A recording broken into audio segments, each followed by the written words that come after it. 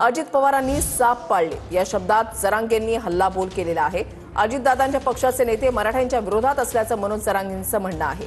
मराठ्यांविरोधात यांचं मोठं षडयंत्र असं मनोज जरांगे पाटलांनी म्हटलंय। भुजबळांना खूप वाईट दिवस येणार अशा शब्दात मनोज जरांगेंनी टीका केली आहे।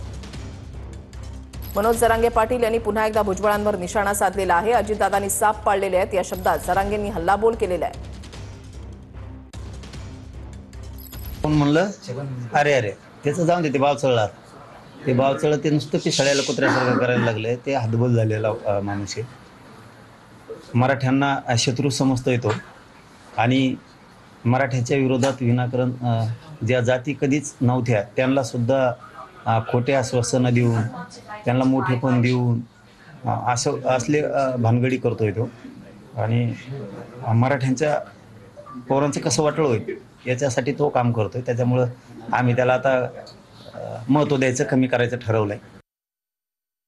अजितदादाच्या पक्षाचे जास्त नेते मराठ्यांच्या विरोधात काम करतात। आता बघा सगळीकडून उठत येत बिडात मोर्चा काढीत येत। अजितदादा पुरस्कृतच मोर्चा असणार, ती पण सगळे त्यांचेच नेते असणार, पदाधिकारी पण त्यांचेच असणार।